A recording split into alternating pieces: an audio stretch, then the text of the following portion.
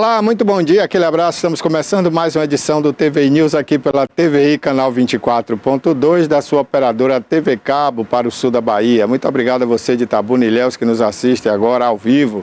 Obrigado também a você que está nas redes sociais. Estamos ao vivo agora no YouTube, na página TVI Oficial, e também no Facebook, na página TVI Play Live. Espalhe essa ideia por aí, compartilhe coisas boas, vamos compartilhar o nosso programa e a TVI, tá certo?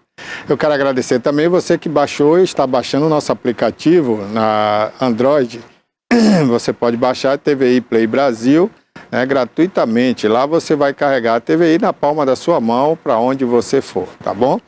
Quero agradecer muito a audiência de todos vocês. Programa de hoje, vamos falar aqui de direitos de família. Você só namora com a moça ou a moça só namora com o rapaz, mas aí fica vários anos no namoro. Você tem direito a alguma coisa na separação? Você casou, mas não é no papel. Você tem direito a quê? Seja homem ou mulher. Você era casada e seu marido tinha um amante. Ela tem direito a quê? Se ele se separar ou se ele falecer, o que é que pode acontecer? Então a gente vai dizer tudo isso e muito mais com a profissional, a advogada da área da família, da vara da família, que é a doutora Janaína Araújo. Ela vem ao programa de hoje exclusivamente para falar sobre esse e outros temas. E se você tiver perguntas também, pode encaminhar para a gente pelo nosso WhatsApp. Você pode encaminhar a pergunta através de texto, de áudio ou de vídeo. E a gente vai responder a sua pergunta aqui, através da profissional que vai estar em nosso programa, tá bom? Você também pode participar pelo chat do YouTube, no nosso canal TVI Oficial. Lá você assiste o programa e interage com a gente o tempo todo. Mas vamos ter mais assuntos aqui, não é isso, Bárbara? Bom dia. É isso mesmo, Barbosa, bom dia. Bom dia, Barbosa, bom dia, Toné, bom dia a todos que estão acompanhando o TVI News. A gente tem entrevistada hoje a Priscila Cel, que vai falar com a gente sobre a técnica de LPF, de emagrecimento. Nós vamos entender melhor quando estivermos conversando com ela, Barbosa. E o PQP? Temos assunto hoje? Bom dia, jornalista Maria Antonieta. Bom dia, Barbosa, bom dia, Bárbara. Temos algumas novidades, inclusive esse babado que está correndo lá em Ilhéus, na Câmara, com esse presidente. Decretaram a prisão do presidente Abraão, depois voltou atrás, liberou, dedetização do prédio, falsidade ideológica. Muito confuso agora esse momento para o presidente, para o legislativo ilhéense. Pois é, tudo isso e muito mais a partir de agora aqui no programa desta Semana Santa, que começou ontem, E vai até o próximo domingo. A gente vai falar disso aqui também no programa de hoje. Vamos começar vendo como é que vai ser o tempo hoje para Itabuna, Ilhéus e algumas das principais cidades aqui do sul da Bahia e da nossa capital.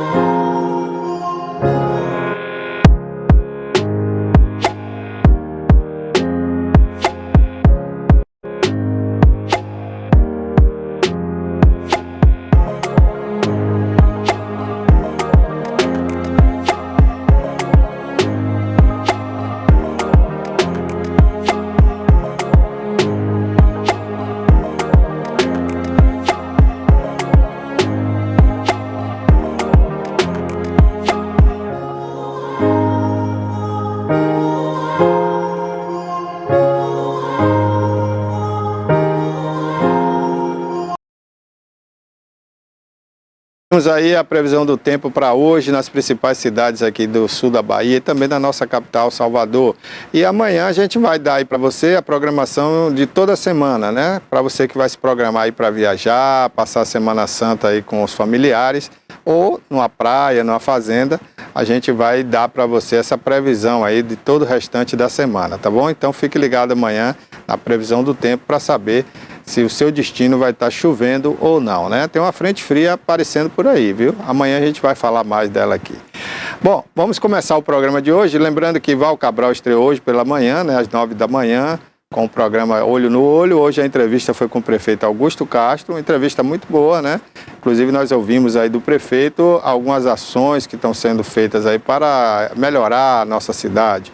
E inclusive a geração de emprego, né, com a chegada de mais 2 supermercados aí no ramo do varejo e do atacado, né? Isso é muito bom, porque Itabuna está precisando disso. Aliás, a Bahia como um todo, né? A geração de emprego para o povo sair da fome, sair da pobreza, da linha da pobreza, né? Passar a trabalhar, receber um salário digno e não ficar dependendo aí, né?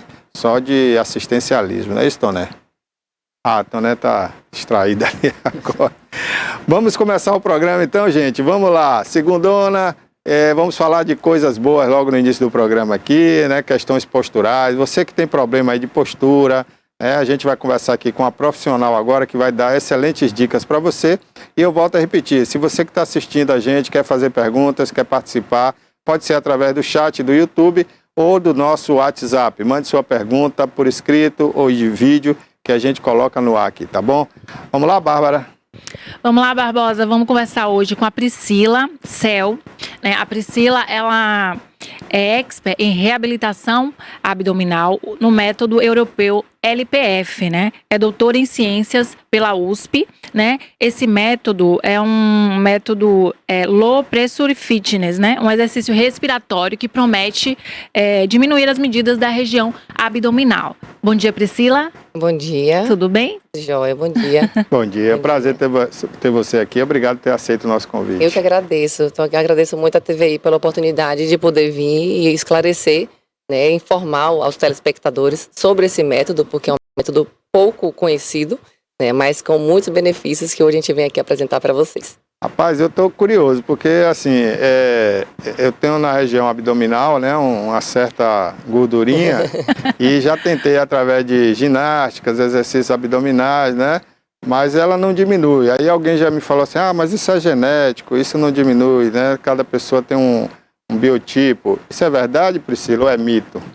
Olha, então, para a gente conseguir explicar bem o método, né, você vai entender que o método, o LPF, ele não emagrece, né, ele na verdade é um método são técnicas posturais e respiratórias que vão reprogramar a pessoa a melhorar a postura, adotar uma postura correta, e a ativação da musculatura abdominal profunda faz com que a musculatura volte ao normal. Então, a redução da circunferência abdominal não é pela queima de gordura, mas sim pela postura. Pela postura e pela ativação da musculatura abdominal. E isso não causa nenhum problema ao organismo, né? Não é uma coisa que vai forçar, né? Vai reeducar o organismo. Reeducar. Na verdade, como ela é uma associação de técnicas posturais e respiratórias, ela é antiga, surgiu nos anos 80, na Europa, na Espanha, é um método espanhol.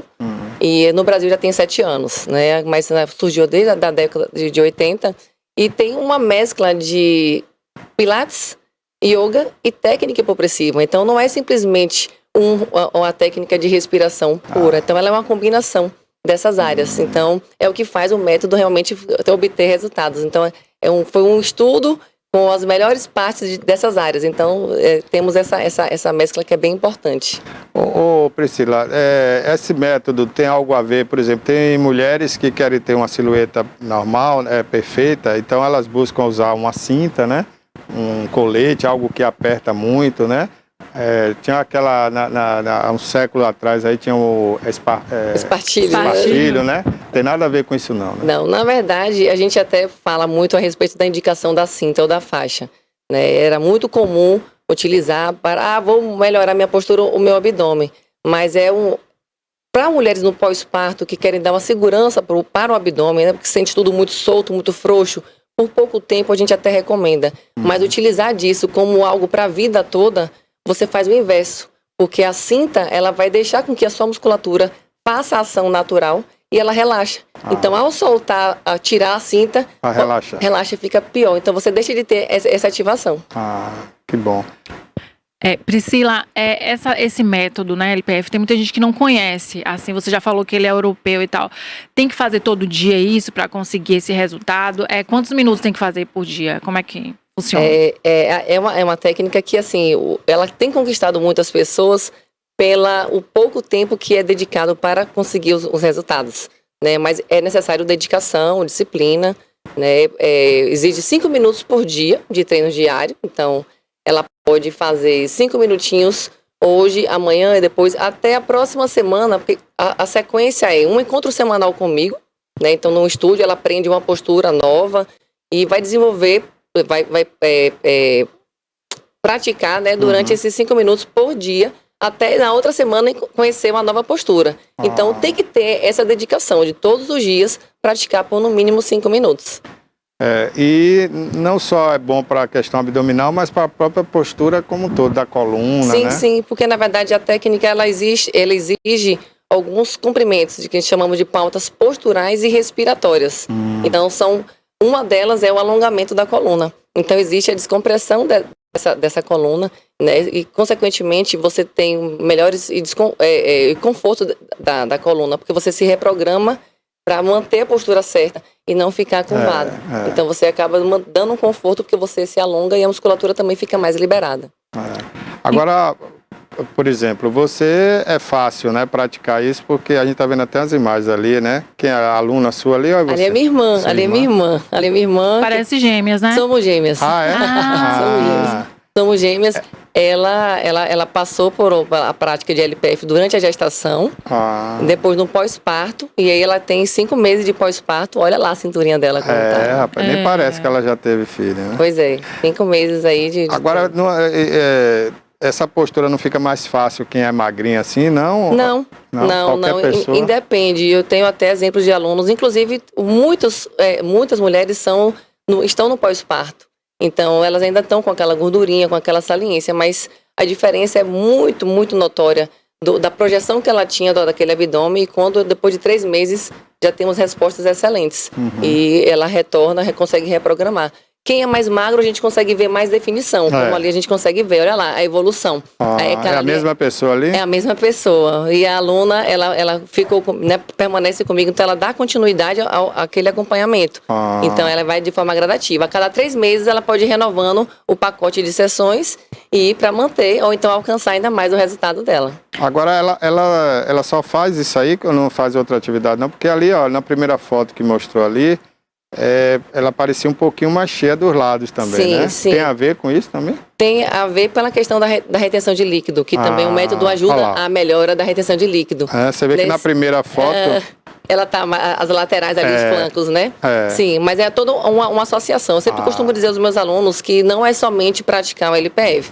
A mudança de hábitos de vida é importante. Você ter tanto a consciência de melhorar a alimentação, a atividade física também. Mas é todo um conjunto. Ali é minha irmã, durante a gestação. Ali foi praticando durante a gestação. Essa é a irmã gêmea? É minha irmã gêmea.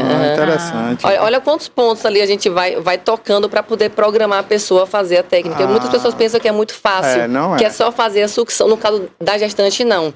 A gestante, ela não pode fazer o vácuo abdominal. Não pode. Tá? Mas assim, a única contraindicação para ela é isso. Mas toda a pauta, as pautas posturais de alongamento, de respiração, ela consegue fazer e obter excelentes resultados. Que bacana, viu? Priscila, com relação à diástase, né? Porque a gente sabe que depois da gravidez tem aquela abertura. Então, explica pra gente que se o LPF ele funciona para ajudar essas mulheres que apresentam diástase. Sim, é importante uma avaliação, né? Sempre eu costumo dizer assim, o primeiro passo é ser avaliada, né? Que nessa avaliação a gente consegue identificar a largura, o comprimento dessa diástase, a profundidade. E saber se essa aluna, essa paciente, tem indicação para o método. Porque a depender da diástase dela é muito grande, então eu já falo, o LPF já não vai ser recomendado. Mas diástase de até 5 centímetros a gente consegue ter excelentes resultados, tá? E muitas delas que vão meio descrentes, eu não sei se o método vai funcionar comigo. A gente faz a avaliação, ela tem indicação e ela se livra de fazer uma cirurgia plástica pensando que né, que poderia ser o mais rápido, mas o LPF não é invasivo, é somente respiração com alongamento e tem excelentes resultados de ser surpreendente em 3 meses, falar assim, nossa, que mudança, que transformação. Interessante, né? Eu conheci a RPG, né? Sim, sim. A sua técnica é LPF. Que tem, na verdade, essa mescla, né? Do Pilates, né? Da yoga e da técnica hipopressiva, que envolve também um pouco do RPG. Mas é uma técnica que ela vem... os estudos que fizeram foi pegando o melhor que puderam, né, de cada área, né? Os fundadores fizeram essa... É uma evolução. Essa evolução, essa associação. Ah, bacana. Agora você só faz isso para mulheres ou homens também? Como o público predominante é feminino, né? São as mulheres, principalmente gestantes e mulheres em pós-parto. Mas eu tenho alunos homens, alunos Barriga homens. da cerveja.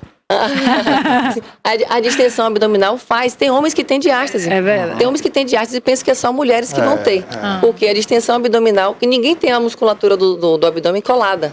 Só é aproximada. Então, quem tem a barriguinha de chope, quem é obeso, vai ter o afastamento. E esse afastamento causa essa projeção maior do abdômen. Porque os órgãos tendem a empurrar por onde tem essa abertura. E aí você consegue reprogramar. E aí você aproxima e a cintura afina. Oh, bacana, viu? É uma técnica boa porque às vezes a mulher principalmente, que é mais vaidosa, né?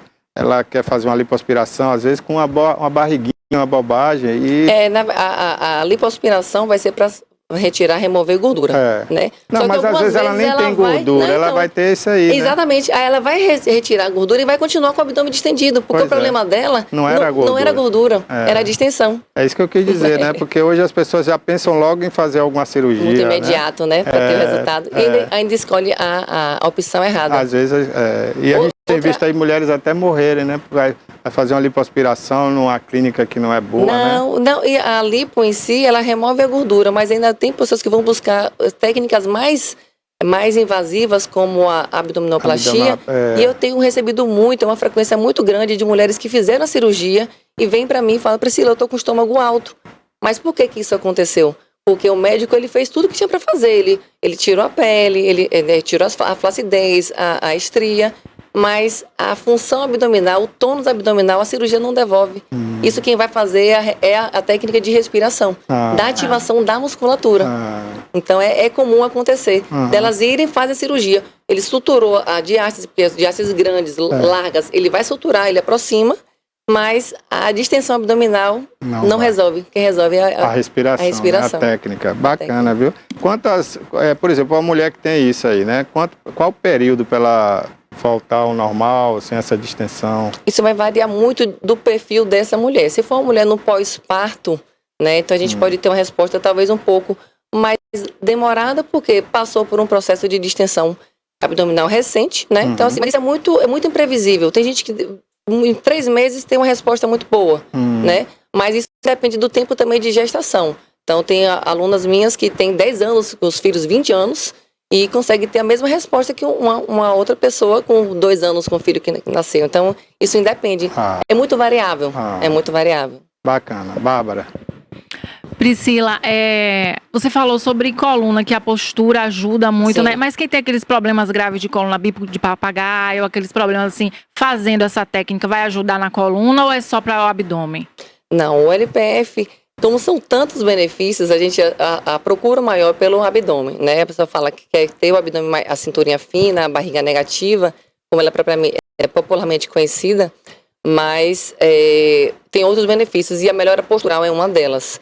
Claro que tem certas condições que a gente vai ter que deixar com que um especialista nessa área, né, eu encaminho para um osteopata, para alguém que tenha o RPG, né, mas tem algumas situações mais simples que o LPF ele dá essa consciência corporal. Então a pessoa passa a ter essa consciência da melhora da postura. E juntamente com todo o trabalho abdominal que é feito de fortalecimento desse abdômen, então ela, além de ter uma estrutura de se policiar, de se manter na postura correta, ela tem a consciência de perceber quando ela está torta. Ela fala, opa, deixa eu melhorar aqui. Então, existe todo esse conjunto, além do alongamento que é feito. Então, essas vértebras, elas são alongadas. Então, a gente consegue ter uma reprogramação também dessa postura. Ok, eu vou... Somatórios, por exemplo, tomar remédios. tem seca a barriga, não sei o que tem várias coisas aí no mercado. Se então somatório, fazer essa nova técnica, essa técnica que você está falando aí, pode também ajudar a agregar com tomando esses remédios, ou então indo para academia. Então, Pode ser um conjunto, Bárbara? É um conjunto que é feito, só que algumas pessoas recorrem, é isso que eu digo, a escolha errada.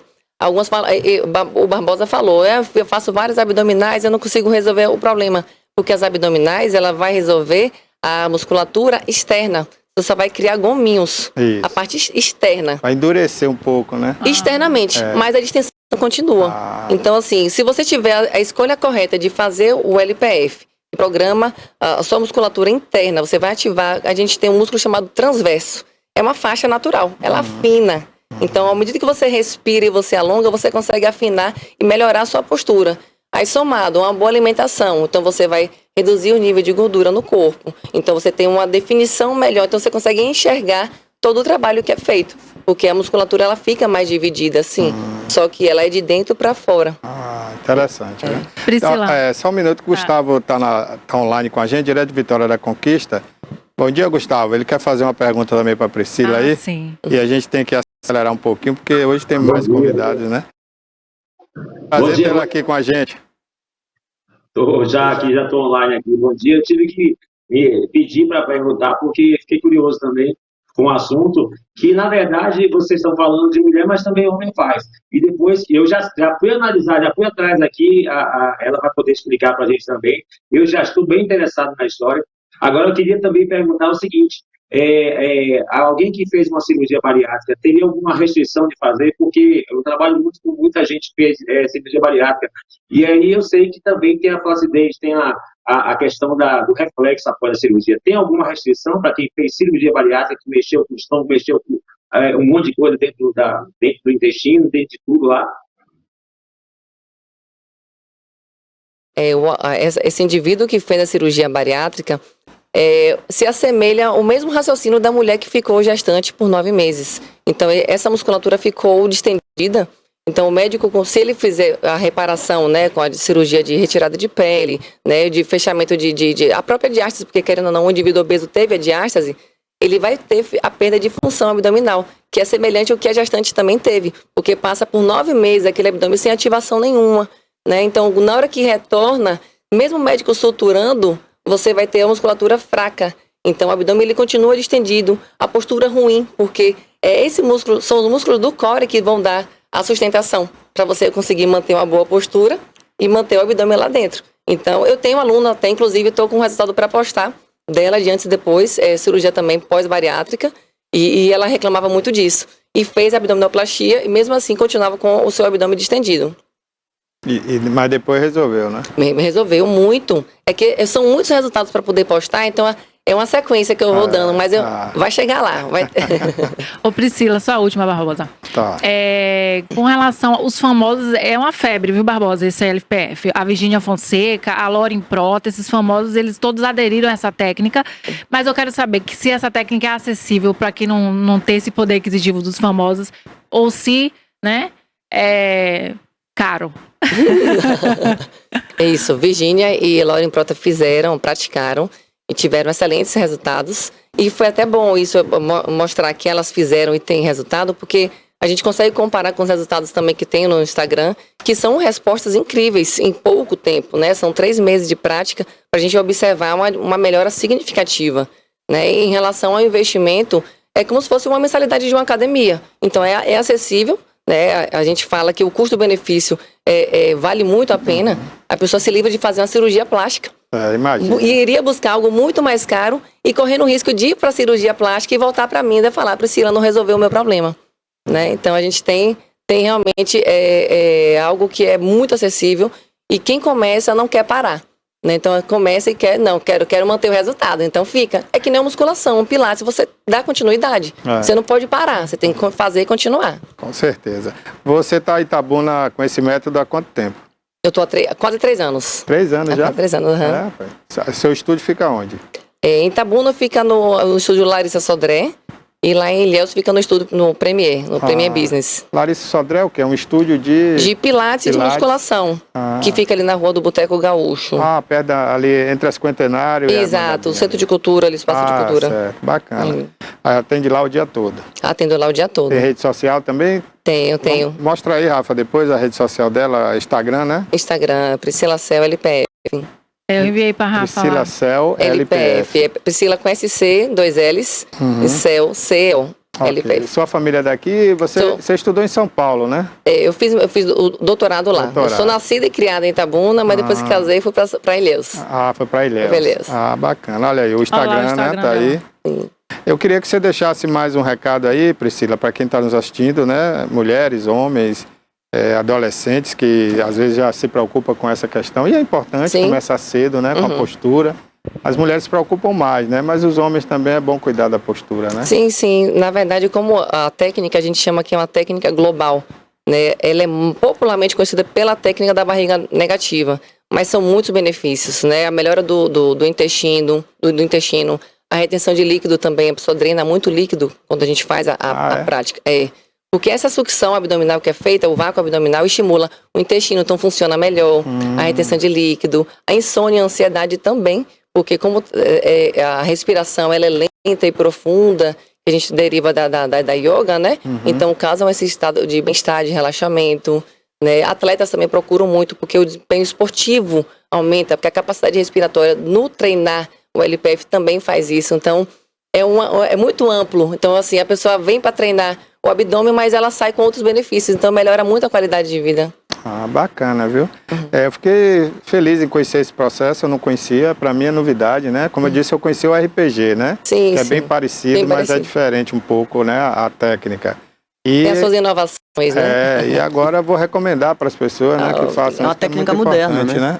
Uma técnica moderna. É inovadora, com certeza. Parabéns, viu, Priscila? Obrigada. E eu queria marcar depois com você uma outra vinda sua aqui para a gente trazer em loco aqui alguém para mostrar como é o exercício, né? Acho que é interessante. E vamos trazer. Até para difundir mais isso aí, que eu acho que as pessoas às vezes confundem, né? Sim. Muito obrigado por você ter vindo. Eu que agradeço pelo convite. Obrigada, bom dia. Conversamos então com Priscila Cel, especialista em LPF, né?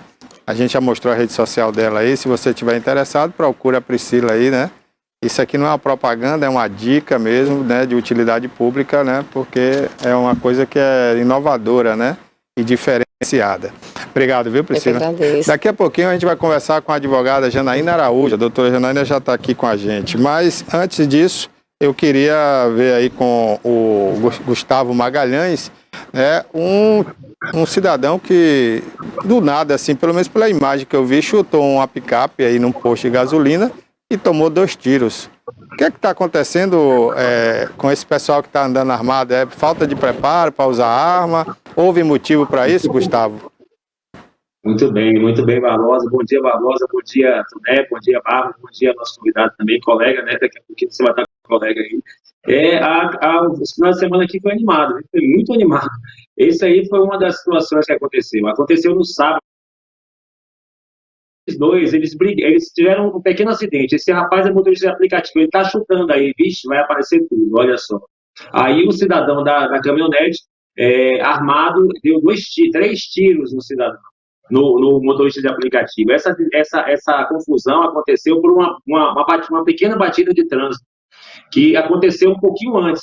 Esse posto de gasolina que vocês estão vendo, olha só, o cidadão saca a arma e dá 3 tiros no motorista de aplicativo, que está em estado grave. Até agora a gente não tem notícias da situação dele. Hoje pela manhã eu tentei contato até com o hospital de base aqui em Vitória da Conquista, não conseguimos. A cena é forte, viu? A cena é forte. É a queima-roupa. Agora, essa briga, atrás, aquele carro lá atrás, é o carro do motorista de aplicativo. Ele fechou o cidadão no posto de gasolina logo após esse pequeno acidente que teve, e o cara não contou conversa. Bateu no carro dele, que é uma picape bonita, né? E ele atirou e essa foi a cena da noite do sábado. Isso aí repercutiu muito, porque o cidadão, o que atirou, a pessoa que atirou, a gente não vai falar o nome por respeito até às investigações, a gente sabe quem é. a polícia está aguardando, a Polícia Civil está aguardando que ele se entregue para poder apurar o caso. E o cidadão que está dando chutes, vários chutes aí, nervoso, mas pelo que eu vi aí, Barbosa, a questão é falta de preparo mesmo, porque do nada, uma briga besta para sair, tá vendo que os carros estão lá funcionando, o outro tá lá, não tem sinal de grandes problemas, do nada, esse cidadão, do nada, bater no carro do outro, provocar uma pessoa, a gente não sabe com quem a gente está lidando, a gente não sabe quem está na rua, a gente não sabe com relação a um pequeno acidente de trânsito, o que pode acontecer. Aconteceu isso. Essa cena realmente rodou toda a internet aqui, isso aqui foi bem forte, bem marcante, mas temos uma outra cena, foi no sábado à noite, mas tem uma outra cena também que é inacreditável, vocês vão assistir agora, e eu acho que, aliás, essa aí é inusitada, pronto, obrigado, Rafa, foi a ordem, eu que errei, Rafa, essa é super inusitada, todos os radares de Vitória da Conquista amanheceram de sexta para sábado assim. Todos os radares aqui em Conquista amanheceram grampeados. Na verdade, a ideia parece que parecia um ato de insubordinação, de um ato de rebeldia de alguém, e saíram tapando não só os radares, como as placas também, as placas de velocidade. E saíram botando plástico em tudo aí. A cidade inteira, é inusitado isso, a cidade inteira. Os radares foram assim, ó, botaram uns sacos, uns plásticos, aí foi se apurar o que estava acontecendo. Primeiro se pensou que realmente era uma manifestação de alguém chateado, porque aqui em Conquista a gente sofre muito, a velocidade aqui chega a ser 40 km por hora, então é muita multa. Eu mesmo já tomei 2 multas, pra falar a verdade, já tomei 2 já. Então eu também já estou dentro disso. Eu não botei saco não, mas alguém botou, mas na verdade, após a apuração, é que se descobriu que, primeiro, foi a empresa que não foi renovado o contrato com a prefeitura desde novembro. E a prefeitura está estabelecendo normas e critérios para a nova contratação da empresa que regulariza os radares, que toma conta dos radares. Aí ela colocou esses plásticos, mas só que também me parece bem interessante e inusitado, porque parece uma provocação da própria empresa, porque a placa não é dela, a placa é do município, é patrimônio do município, a placa que determina a velocidade que tem que ser ali, é isso aí, essa é a placa de 50 km por hora, essa aí é a Avenida Integração, essa daí tem 5 radares. Essa avenida, então, essa placa é do município, e aí aparece uma afronta, existe uma discussão aí. Aqui também uma cena muito inusitada. Agora a gente vai para a imagem, sim, mais um acidente que aconteceu numa via aqui, a gente chama de Índia, porque não tem, olha só, vai passar, eita, seu Luiz é o rapaz ali que foi atropelado, calma, gente, ele está bem, isso foi um susto, obviamente a cena é muito forte, mas ele realmente está bem, não existe semáforo nessa via. Essa via é hoje uma das vias mais importantes de Conquista. Toda a movimentação os bairros é nessa via. E não tem semáforo. Essa aí a gente chama do cruzamento da morte ou chama de Índia, porque não tem semáforo. Ele cresceu muito rápido essa via aí e ficou nessa dificuldade. Seu Luiz é um idoso, ele foi atropelado por esse ciclista que parece que vinha numa velocidade um pouco excessiva, mas também não tem culpa, porque não existe não existe a mão preferencial nessa via. As duas são mão preferencial. Ainda a prefeitura já foi até chamada pelo Ministério Público para resolver essa situação. Provavelmente ela tem que resolver, ainda mais com cenas como essa, rodando o mundo. É isso, viu? É forte, são 2 cenas fortes aqui de Conquista. Tem mais. A gente não conseguiu, mas mais tarde também eu vou trazer no Alerta Cidade mais coisa que aconteceu. O final de semana foi bastante animado. Agora, só para terminar aqui, eu só queria dizer o seguinte, nesse momento a temperatura aqui em Vitória da Conquista, a temperatura baixou, choveu, foi muito forte ontem, 22 graus agora, a previsão é de chuva a semana inteira e principalmente até de domingo para segunda de tempestade. Ontem a gente teve aqui raios, muitos raios, um vento forte, já gente reclamando de uma enxurrada aqui de Vitória da Conquista. Então, o inverno chegou dentro do outono. A gente teve um verão quente, anteontem estava muito quente, e o outono agora vai ser nosso inverno, daqui para frente, a temperatura baixa. Hoje está animado aqui as notícias de Vitória da Conquista, né, Barbosa? Gustavo, é isso aí, rapaz. A gente fica lamentando em ver essas cenas, né, de violência. Só notícia ruim. Né? Só notícia, né? Só notícia ruim.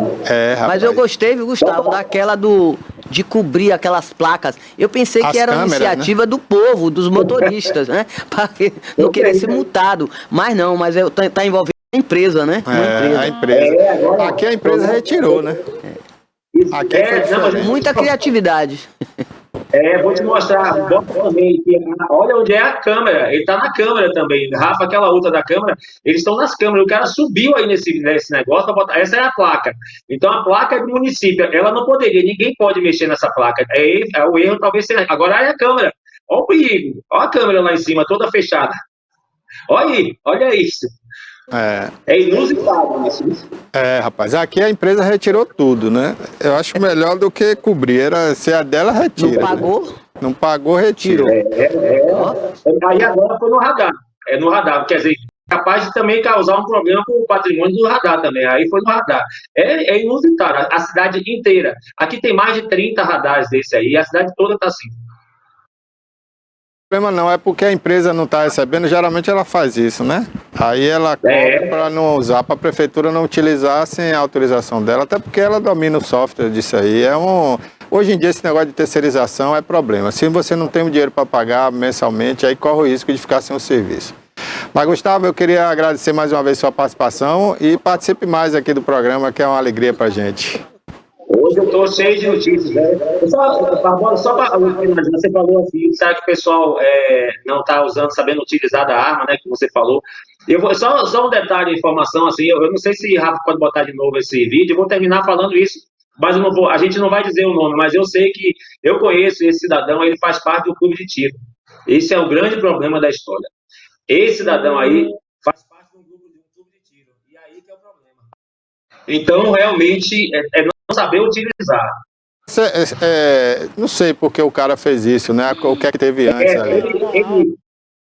Ele recebeu essa picape, fechou o cidadão, fechou o motorista de aplicativo. A 100 metros antes, ela fechou o motorista de aplicativo. Por isso gerou isso. Imagine, é o descontrole dele e também do outro, dos dois, né? Dos dois.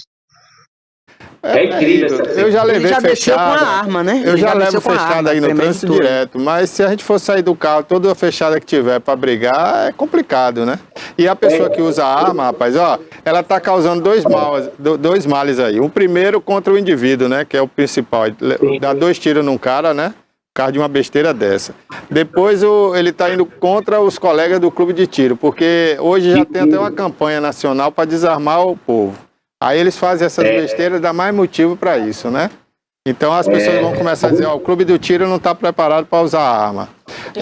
Pela lei, né, advogados, vocês advogados podem usar arma, né? Mesmo não estando a serviço e tal. Então, assim, as pessoas têm que prezar. Quem sabe usar arma, use. Tudo bem, mas quem não sabe, quem não tem estrutura emocional, eu, por exemplo, não tenho. Quando eu tirei uma arma, uma vez peguei uma arma pela primeira vez, eu atirei, porque eu não sei pegar uma arma e não atirar, eu sou louco. Então eu não posso usar arma. Ninguém deixa uma arma perto de mim, pelo amor de Deus, né? Então eu não quero uma arma. Não quero de jeito nenhum. Não brigue com ele não, viu, Toné? Não brigue com ele. Eu não tenho arma não, eu não tenho arma. Olha, nem canivete eu carrego, viu? Justamente porque eu sou perigoso. Eu sou perigoso. Tem gente que tem pavio curto, eu não tenho pavio. Esse é o problema. Já prevendo que vai haver uma tese aí de legítima defesa, a questão é a desproporcionalidade entre o ato dele com o ato do cara. Um problema material, chutou o carro, tudo bem, vamos resolver isso aí, você arranhou meu carro e tal. Agora, pegar uma arma e dar 2 tiros... Antigamente rapaz, você resolvia no murro, né? No soco, na porrada. Que também não é motivo, né, Toné? Coisa material, rapaz. O carro você pode bater Mas Barbosa, ali, você tem que ter muita cabeça fria do trânsito, viu? Porque tem muita imprudência, muita gente irresponsável, fica difícil. Violência só gera violência. Você vê que depois da ação dele teve a reação do outro, que foi atirar. Então não adianta. Pois é. Olha lá, o cara não pode andar com arma. É uma cena pesada, viu? Mas a última notícia que a gente teve que esse cidadão foi baleado 3 tiros, 2 pegaram nele. Ele está hospitalizado ainda, estado grave, mas não faleceu, não morreu. Né? E bom também pro cara que atirou, porque se morrer vai pegar uma encrenca doida aí pela frente. Mas vamos lá. Gustavo, você volta ainda hoje? Volto hoje no Alerta. Ainda teve mais notícia ruim, viu? Teve mais notícia ruim aqui em Conquista. Ixi. Misericórdia, Então deixa para dividir aí com a Aleta também. Um abraço, até mais. Valeu, obrigado, Gustavo. Aí foi o Gustavo Magalhães, direto de Vitória da Conquista, nosso convidado especial aí, advogado, DJ doutor, né? Que ele é DJ também nas horas vagas. Grande figura aí, o Gustavo.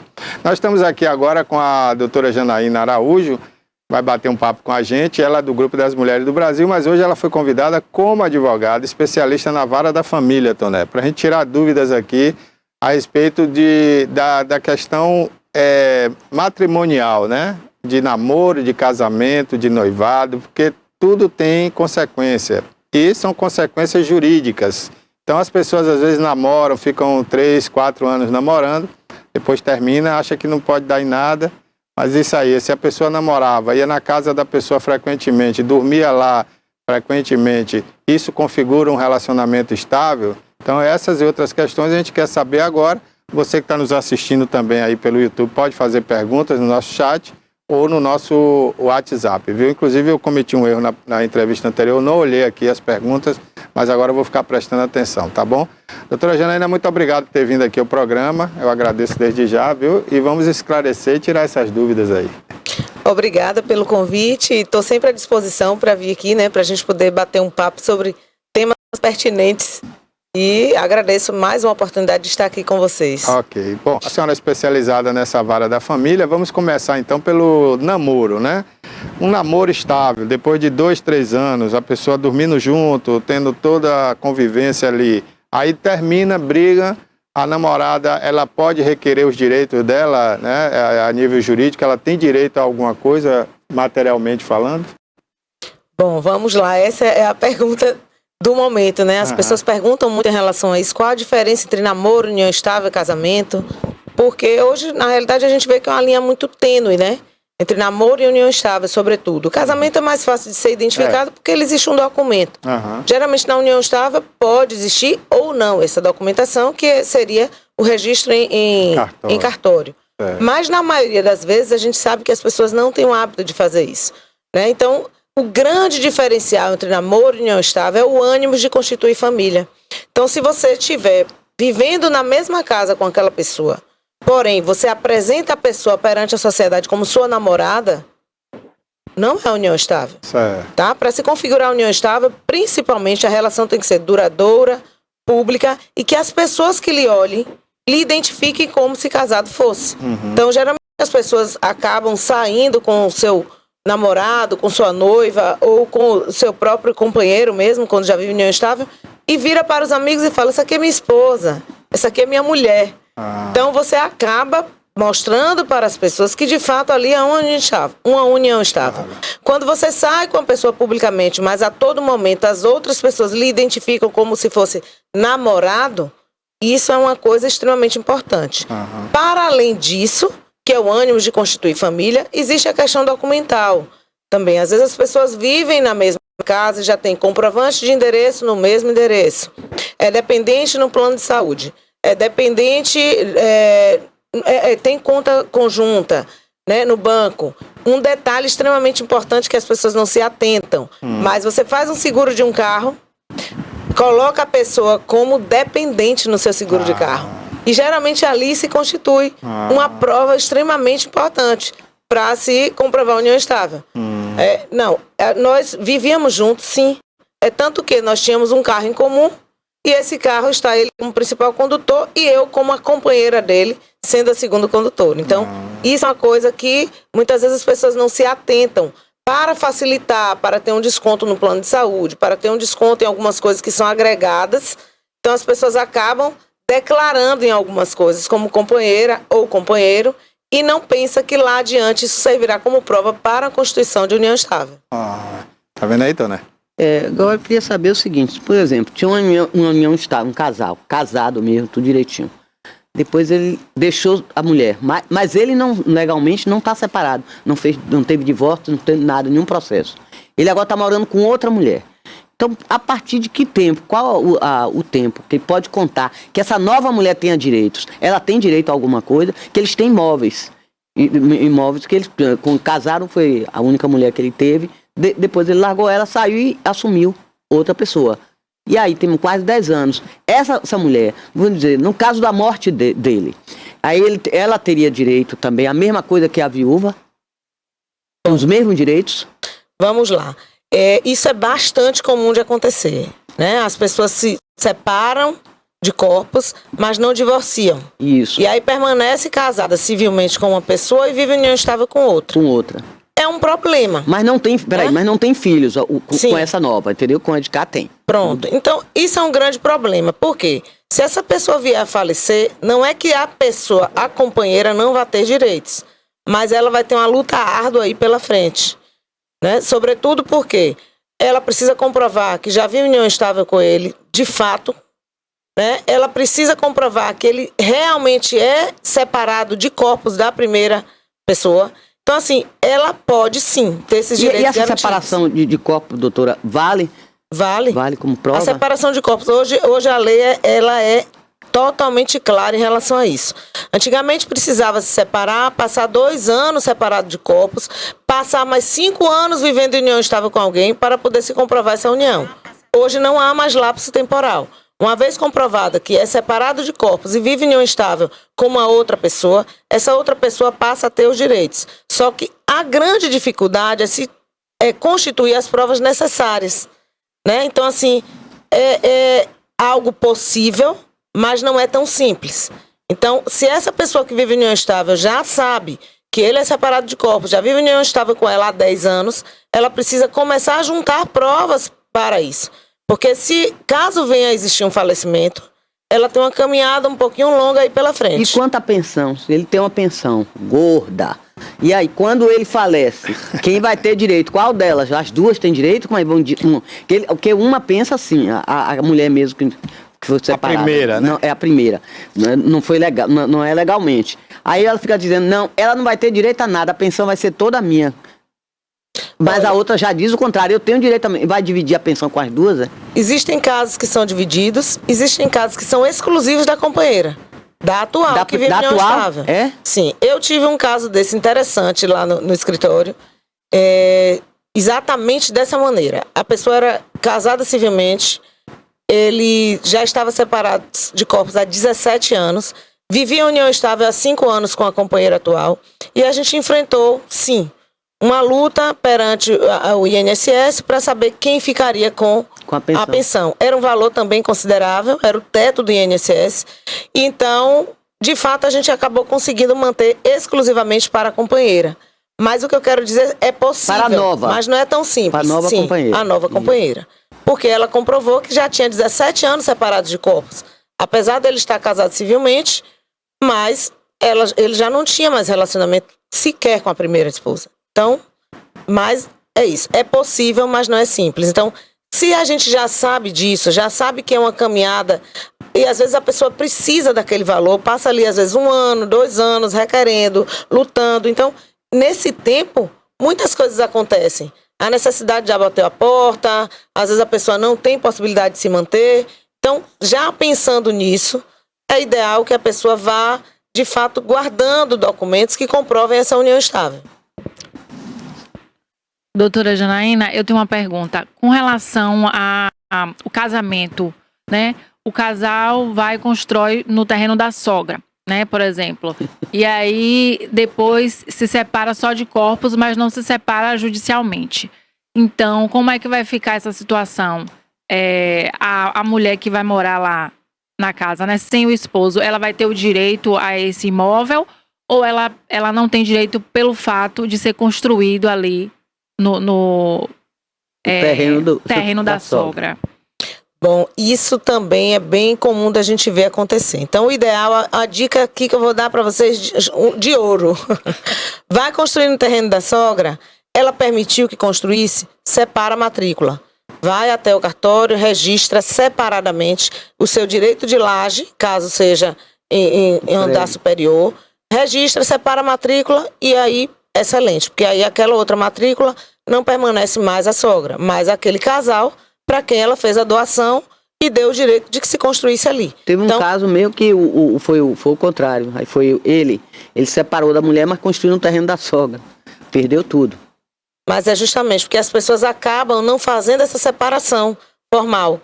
Se teve o direito de construir, a sogra, o sogro deu o direito de você construir ali, junto com sua esposa, com seu esposo, sua companheira, seu companheiro, peça a formalização disso. Um documento, né? Faz um documento, separa, cria uma nova matrícula para aquele direito que a gente chama de direito de laje, faz uma nova matrícula e esse problema aí deixa de existir. Mas se não fizer isso... Mas se não fizer, aí também é uma outra caminhada, né? Porque assim, tende, não é expresso isso aqui, mas a tendência é que permaneça o direito para o filho daquela pessoa que concedeu o direito de construção. Por quê? Porque às vezes a outra pessoa não tem prova suficiente de onde saiu aquele dinheiro, como é que foi pago, né? Quem é que realmente custeou aquilo. Porque, caso ela consiga comprovar isso, é mais fácil. Mas geralmente numa relação afetuosa, numa relação de casamento, numa relação que você convive com alguém ali, única e exclusivamente pensando no bem-estar emocional, as pessoas não se preparam para esse momento. E aí vive a dor da separação e a dor do patrimônio. Né? Que muitas vezes a pessoa acaba tendo prejuízo nessas duas áreas, né? Tanto emocional quanto patrimonial. Doutora, quando você fala comprovar, o que a pessoa pode, nesse caso específico que eu coloquei, nesse caso genérico, no caso fotografias, conta, recibo, é isso que serve de prova? O que serviria de prova judicialmente falando, para que as pessoas saibam? Pronto. Fotografias do antes e do depois, do processo todo de construção, comprovação de pagamentos. Como é que foram pagos os materiais de construção? Em cartão de crédito? No cartão de crédito de quem? De onde saiu o pagamento desse cartão de crédito? As notas fiscais desses materiais foram faturadas em nome de quem? Então, o ideal é fotografias, notas fiscais, comprovação de pagamento. Se for pago em dinheiro, que eu não aconselho pagar nada em dinheiro, né? Quando você quer constituir uma prova. Então, faça um Pix, pague no cartão de crédito. Cheque é muito difícil. Fica registrado, né? Fica registrado. Além da compra, também o registro de como foi paga aquela fatura de cartão de crédito. Através da conta de quem? Que aí você constitui prova de que, apesar de estar sendo construído num terreno de uma terceira pessoa, foi fruto do trabalho de duas outras pessoas, que é aquele casal que está construindo ali. Sim. Olha, eu vou lembrar mais uma vez, quem quiser mandar pergunta aí pelo chat aí do YouTube, você está assistindo no YouTube, é fácil. Aí mesmo no YouTube você pode mandar perguntas para a doutora Janaína responder, tá bom?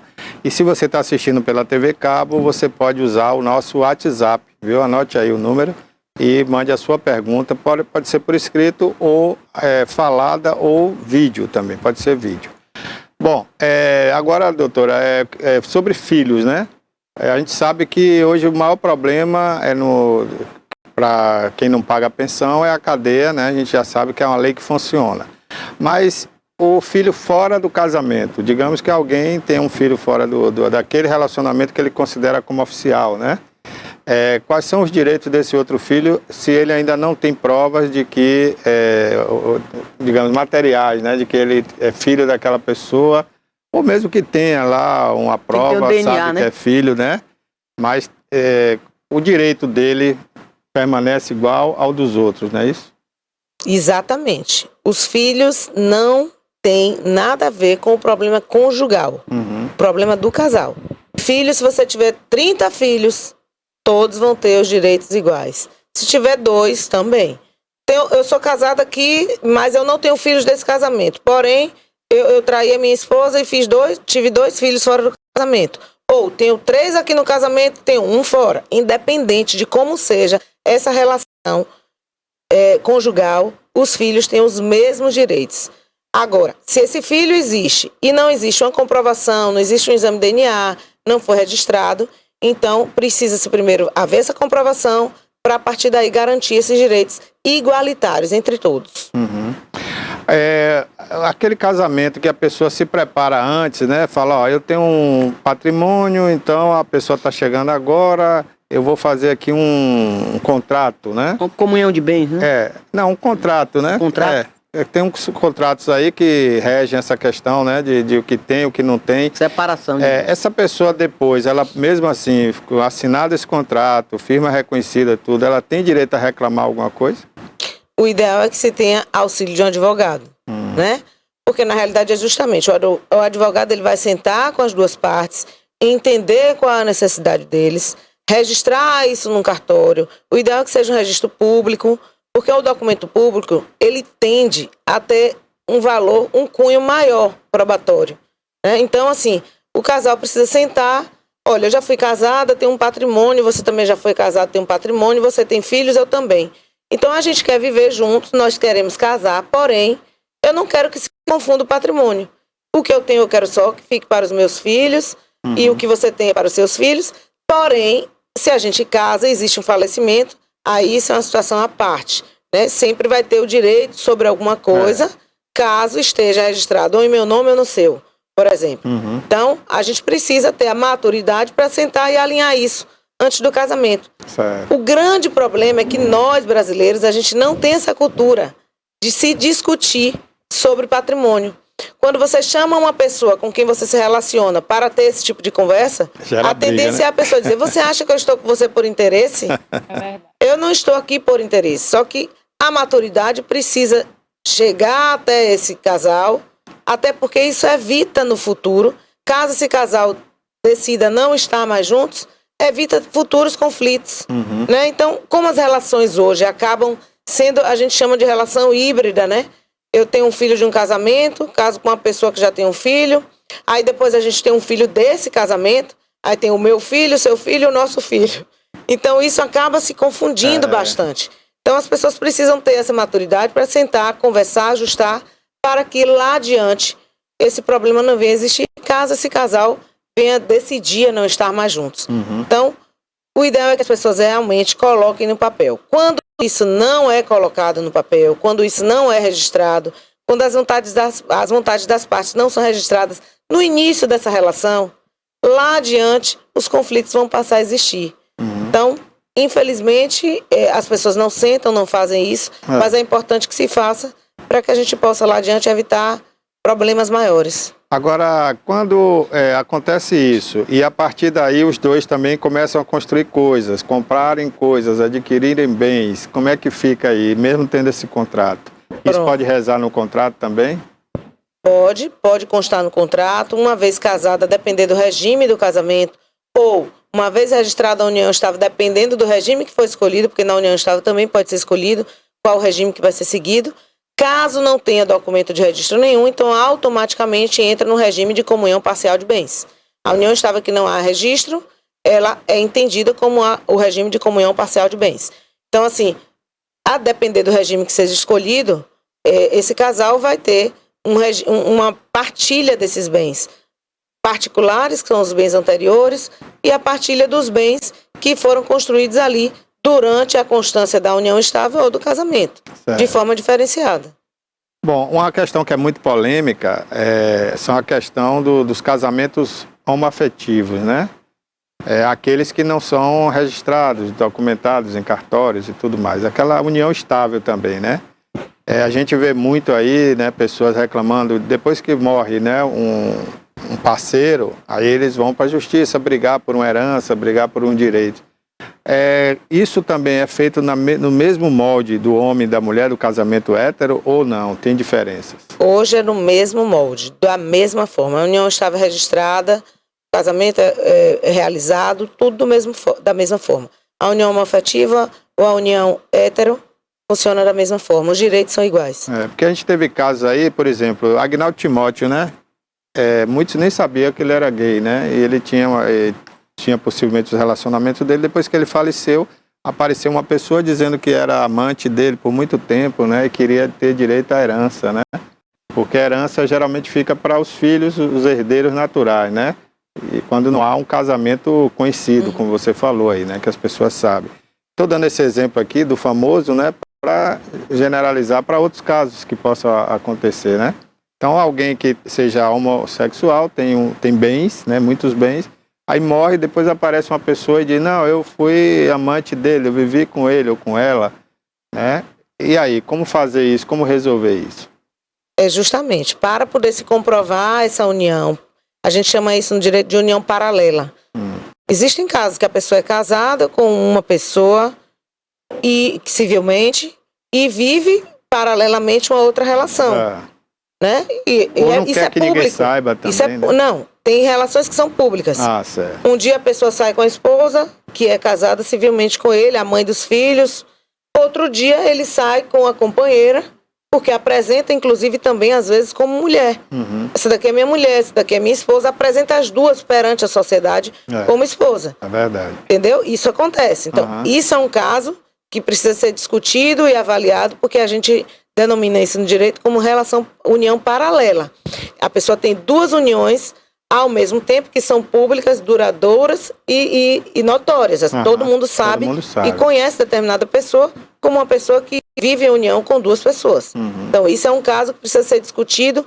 O direito é o seguinte, é caso a caso. Não existe uma regra geral para tudo. Existe a regra que vai basilar, né? Vai dar a base e o direcionamento, mas a gente precisa estudar caso a caso.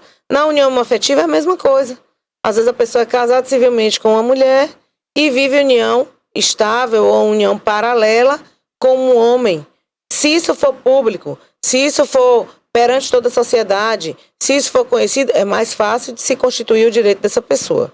Se essa união ela não for pública, as pessoas não conhecem, então essa outra pessoa vai precisar, de fato, buscar comprovação para isso, o que é uma jornada, né? É um caminho aí a ser trilhado e que precisa ser muito bem construído.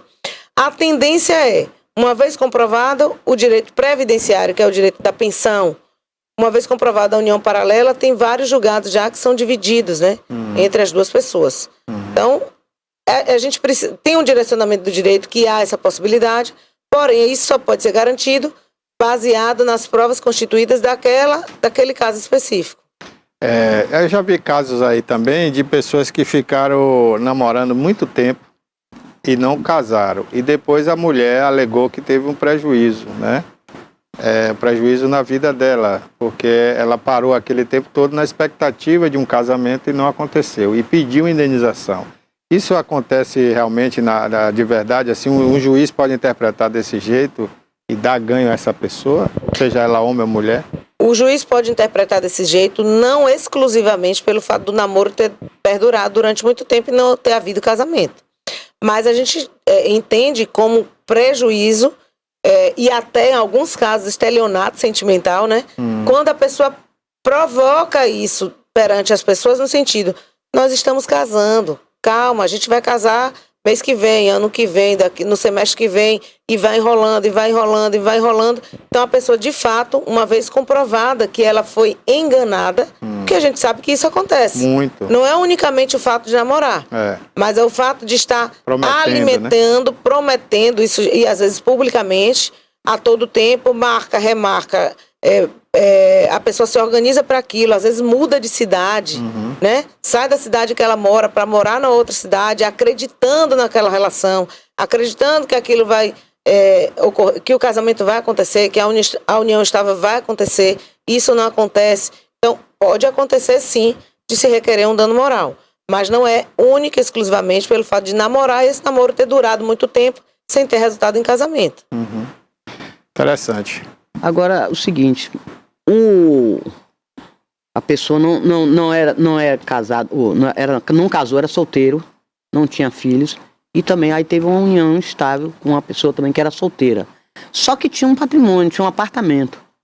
Aí falece. Aí ela exigiu que ela ficaria com a herança, com o apartamento. Só que, segundo me comentaram e alegaram para mim, disseram que aquilo ali, a patrimônio, ele tinha adquirido antes dela. Então ela não tinha direito, é verdade? Como é que funciona isso? Qualquer regime de casamento, qualquer, inclusive o de separação de bens, a pessoa quando falece, vai passar a ter, o cônjuge sobrevivente, o companheiro sobrevivente, ele vai passar a ter direito sobre o patrimônio particular. Então, assim, mas não tem um tempo, não? Desculpa, doutora, não tem um tempo, não? Por exemplo, você tem 10 anos, só a partir de 20 anos que tivesse com essa união estável, é que ela teria direito, não? Não, esse lapso temporal é atemporal, acabou. Não existe. Esse lapso temporal acabou. Porque, por exemplo, se eu caso civilmente hoje e me separo daqui a uma semana, os meus direitos são os mesmos? Existentes, a partir do momento que eu casei. União estável existia esse lapso temporal, inicialmente de 5 anos, depois diminuiu para 2 anos. Hoje não há mais lapso temporal, uma vez que comprovada que essa união estável era pública, duradoura. Isso é o mais importante. Tinha ânimos de constituir família. Uma das coisas mais importantes é exatamente isso. É uma aliança que às vezes a pessoa usa, né, na mão esquerda. Então, mesmo não sendo casado civilmente, mas usa uma aliança na mão esquerda. Então, para as pessoas, é uma pessoa casada. Usa uma aliança. Dividir o mesmo teto. Vive no mesmo teto. Às vezes nem precisa viver no mesmo teto. É? Às vezes não precisa viver no não mesmo sabia. teto. Porque eu posso ser casada civilmente com uma pessoa. Conheço casais assim. São casados civilmente, mas cada um vive numa casa. Porque eles acreditam que dessa forma conseguem viver melhor. Então passam a semana cada um na sua casa, no final de semana estão juntos. Isso vai mudar o direito do casamento? Não. Na união estável é a mesma coisa. Os direitos são os mesmos. Os direitos são os mesmos. A questão maior é justamente o ânimo de constituir família. Isso é o mais importante. É como eu me apresento perante a sociedade. Ainda que eu viva em casas separadas, mas eu uso uma aliança na mão esquerda e eu apresento meu companheiro como meu marido, como meu esposo, como meu companheiro, perante todas as pessoas. Então, existem casais que a gente não olha, não tem pessoas que a gente olha e fala, não, eles são casados. Ali é o marido dela. Então, ali são a esposa testemunhas, dele. né? São testemunhas. Isso é uma das provas, né? Então, a união estável, ela é sempre mais difícil de você requerer direitos, porque, como na maioria das vezes não existe um documento que norteie, então a pessoa acaba tendo uma caminhada mais longa, às vezes, para poder constituir essa prova. Mas não existe lapso temporal para isso e nem necessariamente viver na mesma casa. E durante esse intervalo, quem administra esse bem? Não, geralmente... Não contando nesse processo de... Sim. Para legalizar ou não, quem tem direito ou não. Quem administra esse bem? O ideal é que o advogado ele peça administrar em que sentido? Quem vai fazer o uso do bem? Sim, quem vai fazer uso do bem. Pronto. Por exemplo, se é um apartamento, aí diz, eu quero alugar, aí você não pode mexer. Não pode alugar porque não está em seu nome. Aí fica Sim. como? O que é que É o que está acontecendo com o Sim. Agnaldo Timóteo, que ele citou aí, que as irmãs que estão pleiteando contra a menina, que a filha é adotiva, não é isso? Então, enquanto isso, está lá o patrimônio deteriorando. Não, mas se a filha é adotiva, ela é filha. Então não há o que se discutir aí. Mas estão discutindo, É um né? filho, A é um briga tá filho. feia, né? Se é filho adotivo, independente, teve um registro, Mas é filho, é. Não há mais o que se discutir. Não tem nem por que pleitear. Mas estão brigando, né? Na justiça, não é? As irmãs dele. É porque, na realidade, assim, a gente pode acionar a justiça para qualquer coisa. Agora, se esse direito vai ser garantido É e outra alcançado, história. é outra história. Mas enquanto isso, então a menina, ela é de menor, então ela vai ter um tutor.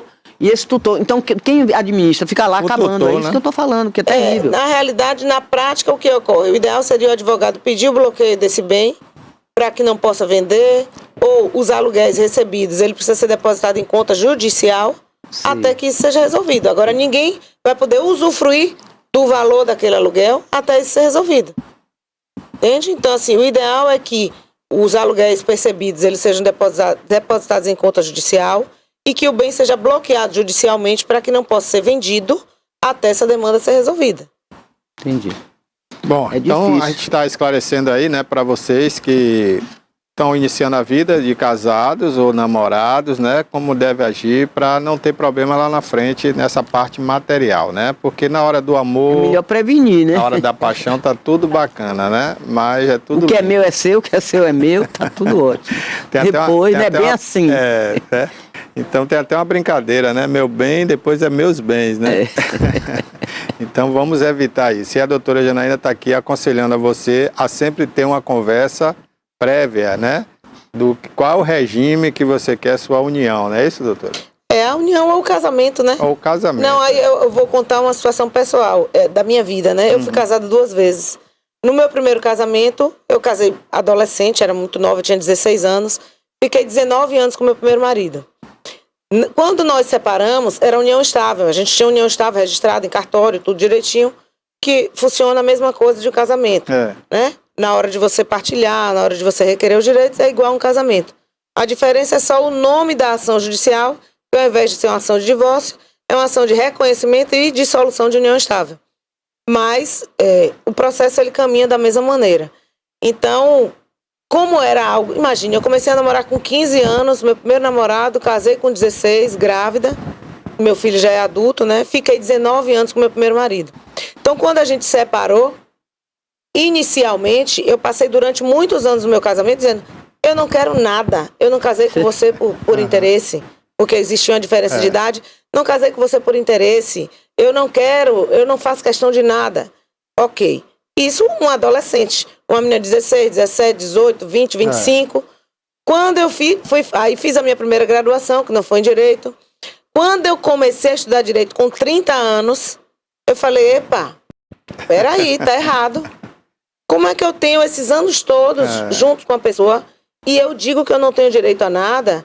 Ele até dizia, Ave Maria, essa faculdade de Direito foi um inferno na minha vida. Mas porque, de fato, você começa a mudar a mentalidade. Porque eu dizia assim, realmente não é justo. Quando eu conheci, você tinha isso, isso e isso. Nesses 19 anos de união estável, de casamento, de relacionamento, foi aí quando foi construída a maior parte patrimônio do patrimônio. Construíram patrimônio juntos? Juntos, a maior parte. Eu posso dizer que 80% do patrimônio foi construído juntos. E eu sempre dizia que não queria nada, que não fazia questão de nada. Até o momento em que eu me vi nessa situação de estar fazendo a faculdade de Direito e comecei a estudar Direito de Família e digo, não, tá errado. E realmente a gente começou a conversar sobre isso, coisa que nunca tinha acontecido. E ele dizia assim, não, mas não existe isso. Você mudou muito. E realmente mudei, porque não tinha conhecimento, como uma menina de 15 anos. Que não tinha conhecimento jurídico. Com 15 anos de idade. Eu casei com 16 e me separei com 34. E foi estudar logo Direito? Foi estudar Direito, então de fato não tinha como ser a mesma, ter a mesma mentalidade. Então foi uma dissolução bem conflituosa em relação a essa questão patrimonial. Eu acho que até independente de você ter feito o direito ou não, você ter essa consciência, porque já, né, aí é diferente. Aí ia procurar um advogado. Com certeza. Então, enfim, então assim, a mentalidade de um adolescente para uma pessoa adulta de fato vai mudar. E quem convive, ele vai dizer, realmente você mudou muito, não tem como ser diferente. Já no meu segundo casamento, foi muito mais tranquilo em relação a isso. Por quê? Eu advogada, ele advogado, então antes da gente casar, a gente falou, não, olha, a situação é essa. Eu tenho isso, você tem isso. Então, como é que a gente vai ajustar? Eu já tenho um filho do meu primeiro casamento, os direitos do meu filho precisam ser garantidos, né? Então, a conversa foi muito mais franca, mais direta, e nós separamos, temos 1 ano separados, e somos sócios, permanecemos com os negócios juntos, porque a maturidade aconteceu, porque a conversa foi prévia. Né? A conversa foi antes de casar. Então, a gente acabou conseguindo ajustar. Quando separamos, a gente falou, vamos tentar manter as coisas juntos para a gente poder ver se consegue. Se a gente vê que não consegue, que não é possível, a gente partilha. E cada um vai viver, mas tem 1 ano separados, até então a gente mantém as coisas juntos e tem conseguido, né? Vamos ver se daqui para adiante Mas o homem, viu, doutor, é sempre esperto. Vou contar um caso. Tinha uma fazenda, aí o casamento já estava indo mal para pior. O que ele fez? Comprou outra fazenda no nome do pai. O que ele fez? Pegou os gados, um bocado de cabeça de gado, foi botando lá no pai e ferrando com o nome do pai, mas era dele. Aí quando ela veio descobrir que o casamento acabou, quando ela veio descobrir, a festa já estava acabada, a festa já estava feita. Ela não podia fazer mais nada. Agora depois ele botou tudo no nome dele, depois que divorciou. Mas era tudo, porque ela ia ter direito, ela ia reclamar. Ele comprou, botou tudo em nome do pai, bota em nome de terceiros. Mas aí já é uma má fé, né? Já é uma má fé. Mas eles são espertos. Aí é que tá. Quando ela viu que o bonde estava andando, que foi inclusive um filho dela, que já estava adulto, já tinha 17, 18 anos. Mãe, tá uma coisa errada, porque meu pai tá vendendo gado todo, tá assumindo gado, que vai vender tudo, não sei o quê. Porque descobriu, foi na fazenda do avô, já tava o gado todo ferrado lá. E na fazenda, procurou saber, a fazenda, quem tinha comprado era ele, no nome do pai também. Aí é terrível isso. Mais uma vez comprovada, ela vai ter direito. Eu já vivi uma situação dessa também. Mas ele usou de má fé. Já vivi uma situação dessa, onde a pessoa pegou o patrimônio, fez doações ou vendeu, vendeu, entre aspas, né? Para outras pessoas, porque achava que pelo fato de viver em união estável, eu não preciso da assinatura, não preciso da anuência da outra pessoa. Realmente, a lei diz que união estável, você não precisa necessariamente da anuência do outro. Porém, aquele companheiro que se sentir lesado, ele tem o direito de requerer judicialmente os direitos dele. Então, assim, para quem está comprando algo de alguém que vive em união estável, O ideal é que essa pessoa, o comprador, ele exija a assinatura do companheiro ou da companheira, para que ele lá adiante também não venha ter prejuízo. Porque essa companheira ou esse companheiro que se sentir lesado pode acionar aquele comprador para que ele venha ter um problema judicial, porque ela não deu anuência. Ela não tinha nem conhecimento. Quem tem que ter a assinatura dos dois. A lei, ela diz que não necessariamente, mas que aquele companheiro que se sentir lesado pode buscar judicialmente seus direitos. Então, o ideal é que se tenha, né, a assinatura logo, para que se dê a ciência de que ele realmente sabia que isso e que isso estava sendo negociado, que isso estava sendo doado, vendido. Então, quando ele assina, ele já dá a anuência àquele credor, que é aquela pessoa que está comprando, ele passa a não ter nenhum tipo de prejuízo futuro, né? Então, a lei, às vezes, ela dá algumas brechas, porém, essa mesma brecha, as pessoas precisam entender que o que dá... Eu vou falar um ditado bem tranquilo, né? O pau que dá para Chico, dá para Francisco, né? Então, assim, às vezes a pessoa dá uma brecha de facilitar, mas lá adiante ela pode retornar, requerer aquele direito e você passar a ter um problema que muitas vezes não é necessário, né? E complica a vida de todo mundo. De todo mundo, inclusive de quem comprou de boa fé, né? Inclusive de quem comprou de boa fé. Então, comprou um imóvel, comprou um bem de alguém que vive em união estável, requeira a assinatura do companheiro. Ah, não, mas eu não sou casado. Mas eu quero a assinatura da sua companheira, eu quero a assinatura do seu companheiro aqui, porque... para lá adiante não existir nenhum direito dela achar que foi lesado ou dele achar que foi lesado e requerer eu ter que vir novamente para esse processo. E vem cá, isso vale também para bens imóveis, aliás, móveis, desculpe, como um carro, uma coisa assim? O carro, ele na realidade, como você tem uma única pessoa ali registrada, nome, né? isso se torna mais difícil, né? Não tem como como as duas pessoas assinarem. Então, geralmente, o veículo, uma moto, um carro, uma lancha, um jet ski, uma coisa assim... Na hora de compra e venda não precisa necessariamente do cônjuge assinar. Justamente, não precisa necessariamente. Então, é mais difícil. Agora, o bem imóvel, o ideal é que se pegue a assinatura do companheiro ou da companheira para que se comprove ali a anuência dele ou a ciência dele daquele negócio. Doutora Janaína, quais são os maiores problemas, a senhora como advogada especialista, enfrentados, né, no dia a dia, judicialmente falando? Problemas do casamento, dos relacionamentos. A grande questão hoje é o seguinte, as relações elas tendem a não serem eternas, como a gente imaginava, né? Então, a pessoa casa 1, 2, 3, 4, 5... E às vezes as pessoas separam e falam, não caso nunca mais. Isso não existe. Ninguém vive sozinho. Então isso é uma ilusão. Você passa realmente um determinado momento sozinho, mas em algum momento vai aparecer alguém que você fala, não, acho que vale a pena eu tentar viver uma relação aqui com essa pessoa. E geralmente com a maturidade isso é mais comum, porque a pessoa já tem uma independência financeira, a tendência é buscar alguém que também já tem uma independência financeira, e aí... Essa união, ela tende a existir novamente, né? Então, assim, a gente acaba tendo... O maior problema hoje no direito de família são a quantidade, né, de casamentos ou de união estável que as pessoas vivem e geralmente não deixam isso muito claro, então acaba um problema, às vezes, se arrastando para uma outra união, né? Então, o índice de separação hoje é muito grande e de novas relações. Nessas novas relações, a tendência é que cada um já venha com seus filhos, né? Então, cada um já tem um patrimônio, já tem filhos. Então, precisa se deixar isso muito claro para poder evitar uma nova confusão patrimonial, né? Uma outra situação, as pessoas acabam tendo filhos de uma relação, separa, aí começa uma nova relação, tem filhos ali nessa nova relação. Aí esse pai, aí eu vou dar um exemplo do pai, porque na maioria das vezes são os pais, mas existem mães também que vivenciam isso.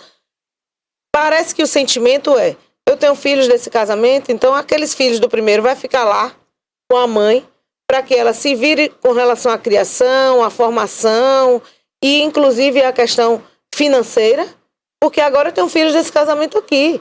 Então se eu tenho um filho bebê ou 2 filhos aqui, um de 2 e um bebê, e os de lá já tem 14, 15, 16, a mãe se vira lá com aqueles e eu só vou cuidar dos daqui. E não é bem assim, né? Se você tem 5 filhos, 2 filhos, 1 filho, 10 filhos, 50 filhos, a responsabilidade é a mesma. Mas a responsabilidade só até os 18 anos, é?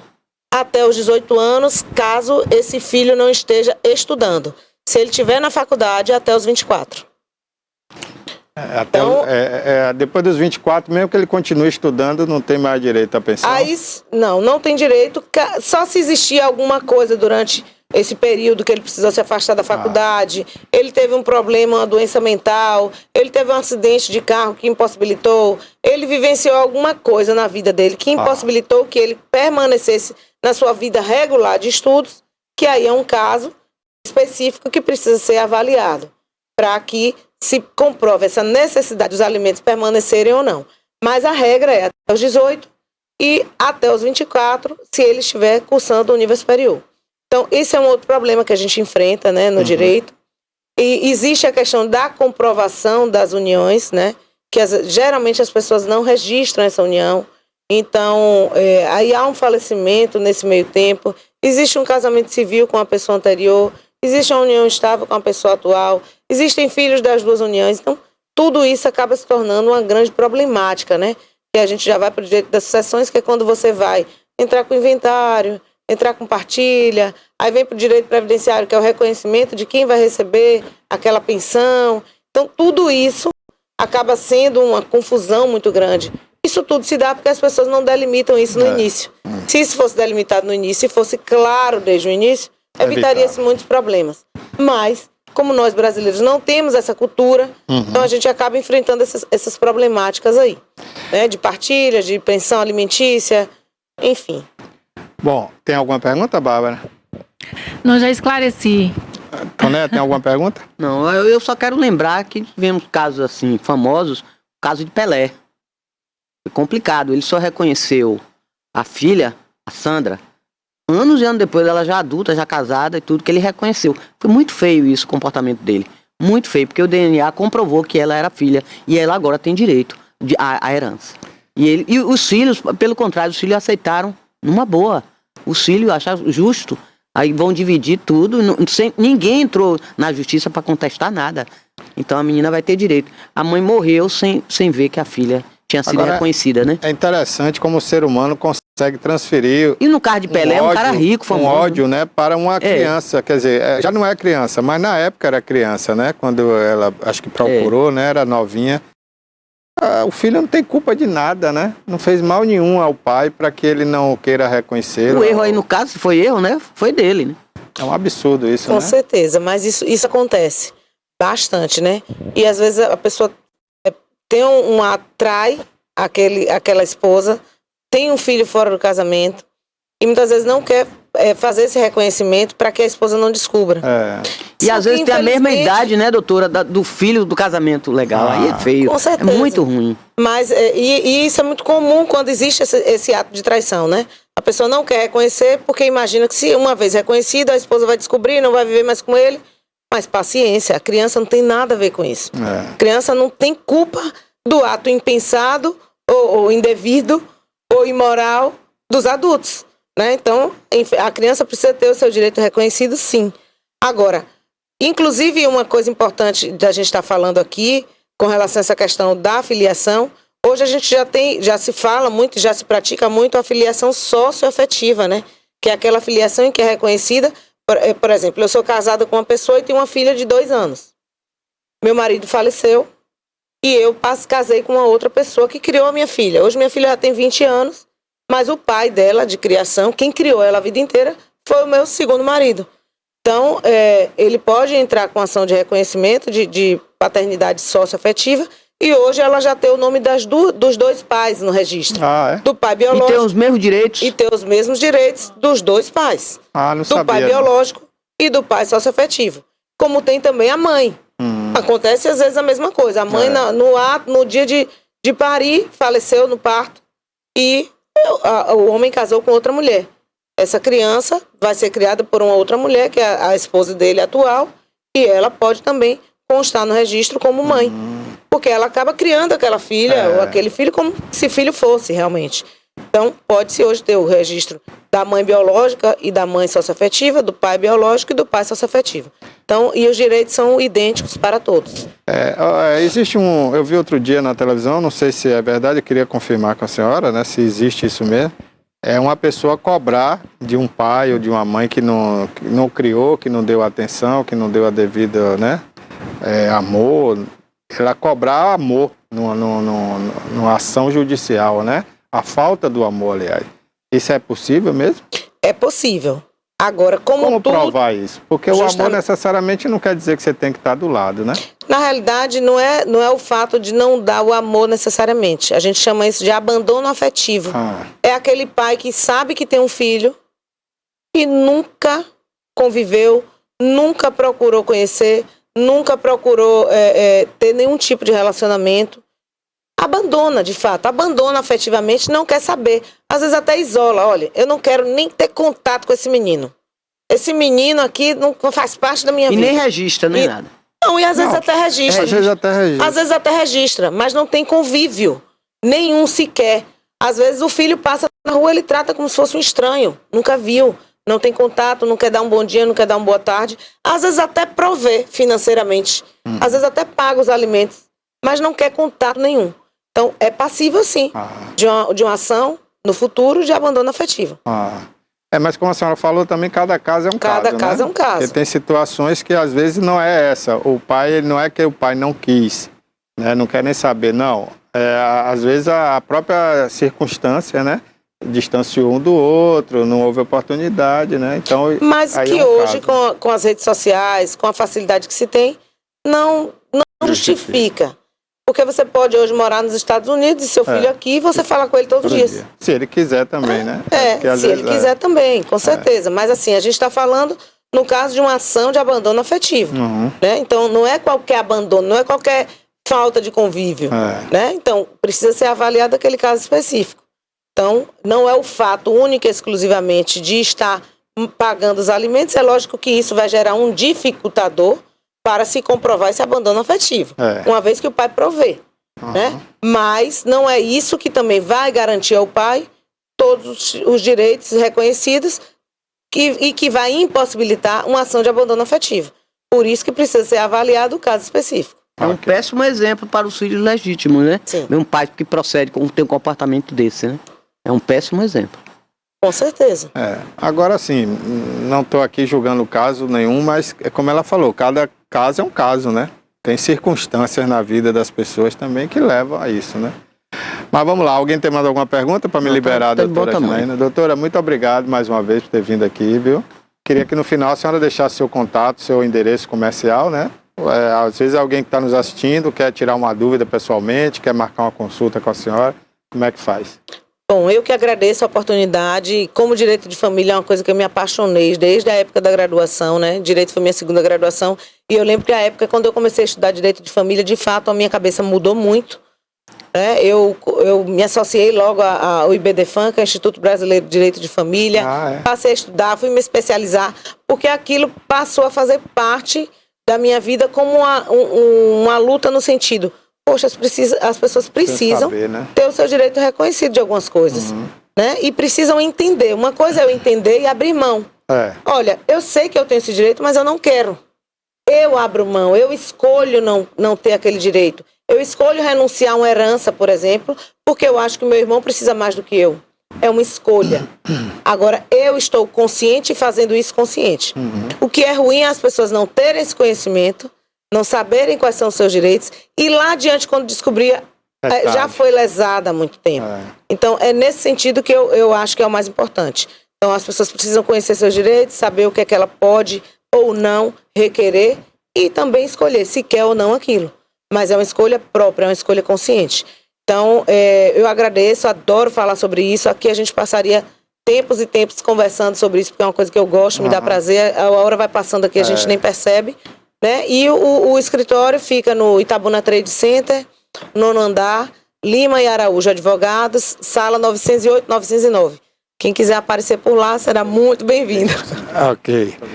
Muito obrigado, então, Obrigada a Janaína vocês. Araújo, que esteve aqui com a gente hoje falando sobre direito de família. E eu marquei outro dia com a Andréa para que vocês viessem aqui para a gente fazer um debate aqui mais amplo sobre a questão do Grupo Mulheres do Brasil. Mulheres do Brasil, nos que se respeita aos direitos dos homossexuais, né? E dos trans. Sim.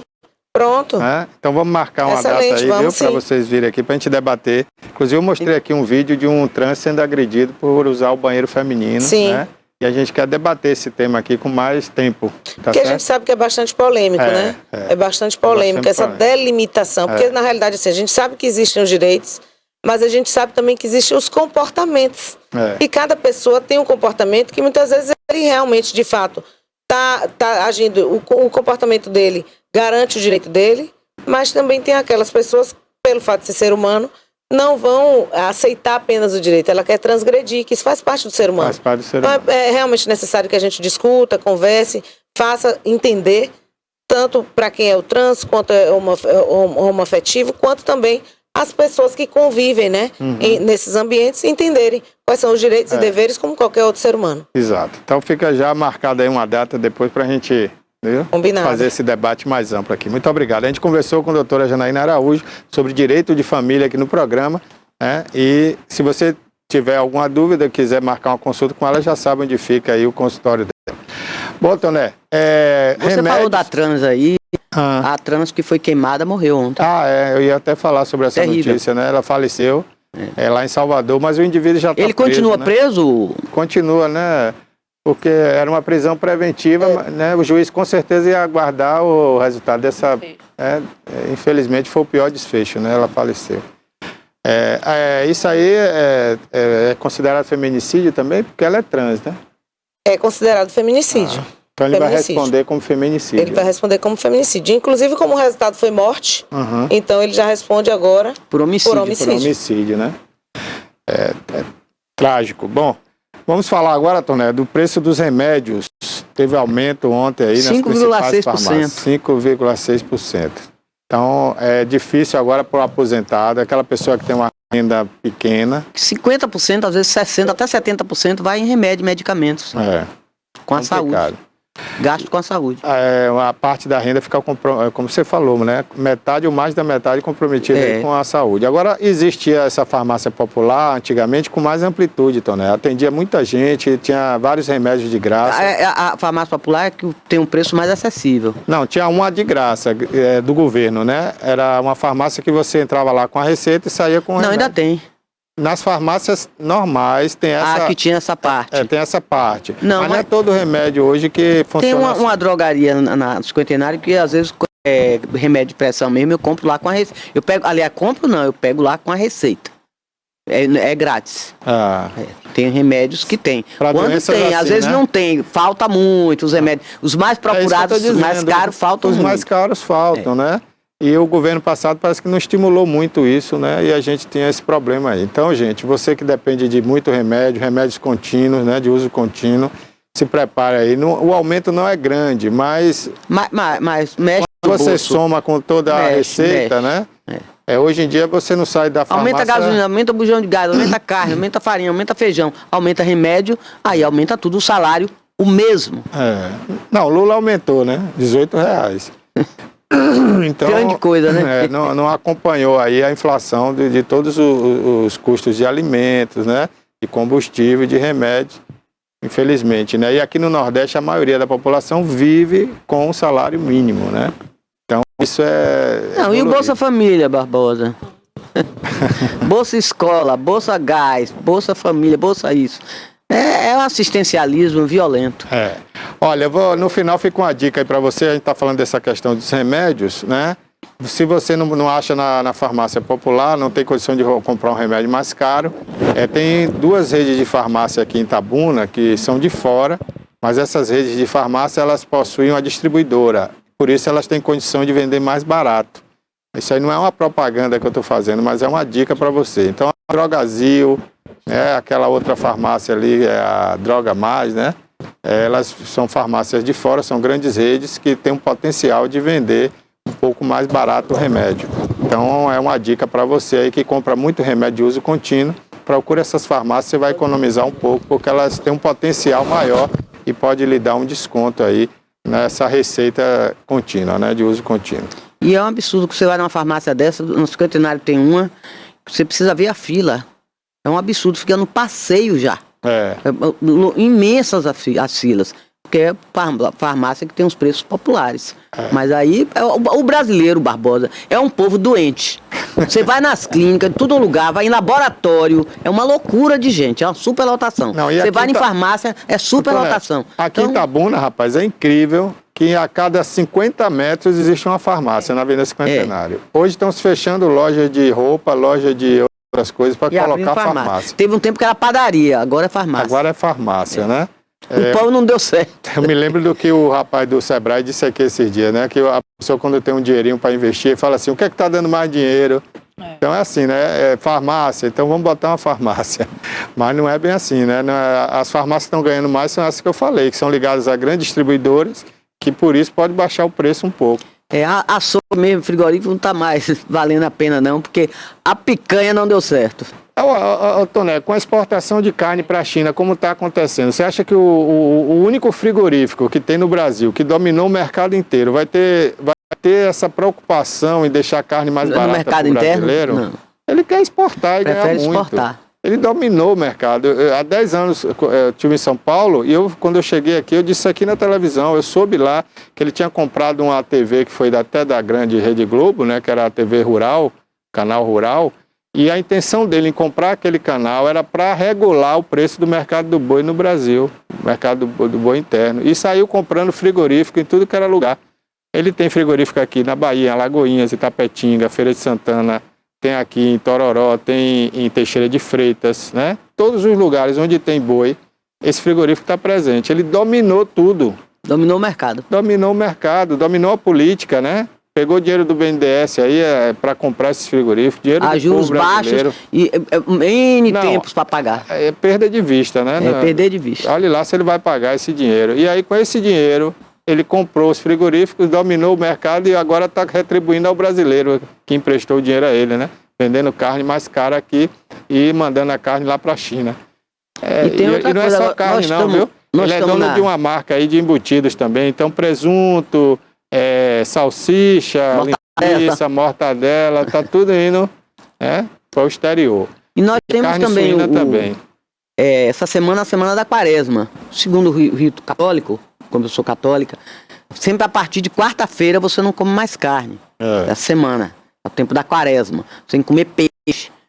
O brasileiro não tem condição, porque o peixe tá tudo tudo caro. Os produtos da Semana Santa, tudo caro. O quiabo, pra você fazer o caruru, o dendê, pra você fazer também vatapá, o leite de coco, amendoim, castanha, porque a nossa culinária, ela é muito rica, mas é cara. Que é a culinária baseada nas raízes africanas, a nossa gastronomia. E nessa época da Quaresma, aí que os preços vão lá pra cima. A cebola já tá mais cara. E o peixe Ave Maria, ninguém compra. Só comprar a merluza, comprar esses peixes assim, mais populares. Aí esses peixes mais... que não são peixes nobres. Bacalhau, Deus me livre, ninguém pode. Azeite doce, muito caro.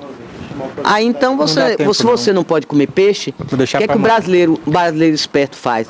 Aí come ovos, faz uma muqueca de ovos, uma muquequinha de ovos. Ou então come frango, para não fugir ao rito, quem é católico que tem que comer peixe, que é estabelecido pela religião católica, e nessa época da Quaresma você evitar de comer carne. É isso aí. Mas a carne de porco não pode também? Carne branca, né? Carne de porco. Não, mas eu acho que não pode não. Pode não? Não. Agora o frango pode, engraçado, né? O frango pode. Como a ovo, aí o ovo tá até o ovo, né? Tá baratinho. Acessível, é o ovo. Apesar de ter aumentado também, né? Mas ainda tá na faixa aí de 18, 19 reais. R$19, né? A cartela com 30 ovos. 30 ou 20? 30, né? 30. Então já é alguma coisa, né? Mas é isso aí. E quem não quiser comer peixe também, não quiser comer o ovo, né? E não comer arroz. Se você também não for legume, né? Se você também não for católico, né? Apostólico romano. É vegano, né? Que agora chama vegano. Tem vegano também, né? Você pode comer a carne, não tem problema, não é pecado, né? É que o católico tem esse hábito, esse costume. Esse rito, e é importante para a religião católica. Da mesma forma que o judeu, por exemplo, não quer saber de carne de porco, né? O judeu não quer saber, nunca comeu porco e nem vai comer porco. Cada um tem um costume, né? Bom, hoje era o dia da Dalila Reis, né? Dá mais uma dica aí pra gente. E está acabando que vai ficar sempre na terça-feira o quadro da Dalila, né? Então vamos deixar para terça-feira. Amanhã a Dalila volta aí dando dicas para você que é empreendedor, você que não sabe como fazer relacionamento comercial ou relacionamento social. A Dalila está aqui sempre dando dicas importantes para você. Amanhã ela vai estar aqui com a gente e vai dar essas dicas, porque hoje o tempo está curto, né? E eu não quero espremer o tempo da Dalila, quero deixar ela com tempo livre, um tempo maior. Então amanhã ela vai estar aqui com a gente. Vamos agora conferir os destaques aí do Jornal à Tarde, com a Bárbara Oliveira, né, que vai mostrar para a gente quais são os destaques de hoje do Jornal à Tarde, que está aí no nosso site, hein? Se você está na internet agora, você pode entrar aí, tviplay.com.br, e lá você vai ter o Jornal à Tarde gratuito para você, atualizado minuto a minuto, com todas as notícias aqui da região, da Bahia, da Nordeste, do Brasil e do mundo inteiro. Vamos ver quais são os destaques de hoje aí. Barbosa, temos notícias aqui hoje, tá? No Jornal à Tarde. E o cantor Léo Santana vive um susto, porque estourou um pneu de uma van dele em Alagoas, né? Ele estava transportando ali aquele veículo com a sua equipe e o pneu estourou. Teve aqui também um caso fora do Brasil, né? Na Holanda. Na Holanda. Aqui está falando que um doador de esperma é processado pelas mães porque descobriram que eles tinham 270 filhos, né? Porque elas desconfiaram da semelhança física entre as crianças. Problema? Elas compraram, né? Compraram não, porque é doado, né? Ou compraram. Tá aí essa polêmica, né? Eu acho que é vendido mesmo. É vendido, né? Ele vende, ele vende. E tinha algum não ia dar de graça 270 esperma, né? E Não, tem que ter, vende. e tem que ser, como é que chama? Exclusivo, é? Para ser exclusivo aí tinha que ter outro preço, né? Pois é, né? Porque, na verdade, elas já escolhem as características do filho, né, com relação a isso. Agora, você sabe que não é uma má ideia doar também, Dona? Já pensou você ter 300 filhos espalhados pelo mundo? Sem ter responsabilidade? Sem ter responsabilidade nenhuma de ter que pagar mesada. É uma maravilha. Tem que pagar pensão, né? Tem mais aí? O Hospital da Bahia pode vender o prédio de unidade em Salvador. A operação é da empresa DASA, proprietária do hospital na capital baiana. Esses hospitais estão sempre sendo vendidos, né, rapaz? Os grupos estão comprando aí. Melhor assim do que acabar como o hospital espanhol, né? Que está aí uma guerra jurídica danada. O governo do estado está pagando aí 8... E aqui que a gente perdeu o Gorete até hoje. Tá? O Gorete acabou mesmo. O São Lucas que ainda parece que vai dar certo, né? A Santa tá com Casa a Santa Casa comprou, agora, né? Vamos Olha lá. aqui, Barbosa, a gente estava falando de Páscoa, né? Que a gente está próximo à Semana Santa e aqui tá a notícia que em Salvador os cozinheiros apostam em sabores não convencionais de ovo da Páscoa. Você sabe que agora tem ovo da Páscoa de todos os tipos, não é só chocolate. Com cachaça, rapaz. Ovo da Páscoa até de empada de frango. Então, ovo da Páscoa de todo tipo que vai ter nessa Páscoa aí, Barbosa. Aqui na política. Ida de Jerônimo à China aí, né? Não afastou alinhamento. Afirma Geraldo Júnior. Falar em Geraldo Júnior, deixa eu dar uma notícia aqui antes que acabe o programa. Geraldo Júnior é o vice-governador, né? O vice-governador que ontem entregou as medalhas aí aos jogadores do Bahia, campeões, né, do Campeonato Baiano, depois de vencer o Jacuipense por 3-0. O jogo começou duro para o Bahia, começou difícil. O primeiro tempo foi muito mais do Jacuipense, mas no segundo tempo o Bahia foi colocando novas peças em campo e acabou vencendo por 3-0, o jogo ficou mais fácil, né? O Jacaré perdeu muitos gols, tanto o Jacaré quanto o Everaldo, mas, enfim, o Bahia, para o Campeonato Baiano, deu pro gasto. Agora, aquele time ali não é para a Série A. Para o Brasileirão vai ter problema. Se deixar aquele time ali, vai ser rebaixado. Mas eu ouvi ontem uma entrevista na TV Educativa do atual presidente do Conselho do Bahia, né, que era o presidente antigo, e ele deixou bem claro que o City não vai deixar esse time do jeito que está disputar o campeonato. Vai investir em mais jogadores. Está chegando aí uma contratação que vem do Atlético Mineiro, que é o Ademir, né, que vai se somar aos outros jogadores. E voltou também o Tassiano, que passou pelo Bahia, depois foi para o exterior e agora está de volta também, já foi contratado pelo Bahia. E segundo ele, virão novas contratações. Porque senão, aí não vai dar caldo e o City vai amargar uma segunda divisão. Só dá para fazer o dever de casa, só para bater no time do interior, né, Bahia? E Jacuipense. E com a ajuda do árbitro no Itabuna, né? Porque se não fosse aquela ajuda do árbitro no jogo do Itabuna, talvez o Bahia não estivesse nem na final. Nem na hoje, final. Né? Seria Itabuna e Jacuipense. Seria Itabuna e Jacuipense. Então, o City realmente precisa contratar, precisa reforçar o time. O treinador ontem até chorou na entrevista, porque ele vinha muito pressionado. É um treinador que está acostumado a passar por boas equipes, né? E estava pressionado aqui na Bahia para ganhar de times de menor expressão e de série que às vezes nem está em série nenhuma. O Itabuna já está na série D, né? Mas o Itabuna não estava ainda, e outras equipes como o time de Ilhéus, o Barcelona, enfim. Mas aí, é porque também, Barbosa, ontem ele chorou. Eles largam de lado, campeonato estadual, aí fica só quer investir com aí, tá aí, vão gastar agora para investir porque vai pro Brasileirão. Então fica em detrimento desses campeonatos. Campeonato estadual, Copa do Nordeste, não é interessante para nós interessa o Brasileirão. E não faz contratações, não investe. Então aí, ó, a porrada. Chegou com dificuldade, ganhou com dificuldade, foi campeão com dificuldade, diga-se de passagem. Me perdoe a torcida do Bahia, mas foi difícil. Olha, dinheiro para investir tem, porque no acerto com o SAF do Bahia, né, Sociedade Anônima, o City colocou contratualmente lá que dispõe de 500 milhões para investir no Bahia. Esse dinheiro não seria no primeiro ano, claro, seria ao longo de alguns anos. Mas, havendo uma necessidade, ele está disposto a investir até 500 milhões. Então, já gastou até agora cerca de 100 milhões, mas tem muito mais para gastar ainda. Gastar não, investir, né? Eu acho que é um investimento. Eu achei que alguns jogadores foram errados, esse investimento de 15 milhões para um, 10 milhões para outro, mas a partir de agora ele vai investir melhor, né, e tem dinheiro para investir. Então, dá a gente uma esperança de que não vai ficar do jeito que está, porque aí também não pode. Vai jogar no Brasileirão só para cumprir tabela. Não, para não cair. O primeiro ano, eles deixaram claro, Toné, assim como o Vasco, que está voltando. Né? Botafogo também, parece. O Botafogo foi dessa forma ano passado. Primeiro ano que o time volta da Série B, eles não têm grandes expectativas. A expectativa é se manter na Série A. Aí já é que eu tô falando, vai jogar só para cumprir tabela. Manter, Não é para cumprir tabela, porque aí também poderia ser eliminado e rebaixado. Para não cair. Jogar para não cair. Tem que vencer pelo menos as partidas em casa para não cair. E aí, no ano que vem, com essa experiência que eles vão pegar no campeonato, né, pegar novos jogadores, incrementar o time, aí sim vai disputar todos os campeonatos. Inclusive, o City afirmou, quando adquiriu o Bahia, antes de adquirir, né, de que ele vem para disputar a vaga da Libertadores, Campeonato Brasileiro, Copa do Brasil, Copa do Nordeste, né, e não quer ficar fora de nenhuma competição. É um time grande, é uma empresa grande que comprou o Bahia, e são empresários que não vieram para cá para brincar nem para perder dinheiro. Então eu tenho certeza que é só o começo, mas que depois vai melhorar. Tem mais destaque aí? Tem uns destaques aqui, Barbosa. Polícia Militar em Salvador é baleado após disparo acidental na Cidade Baixa. O tiro atingiu a região do joelho do policial, né? Então não teve morte.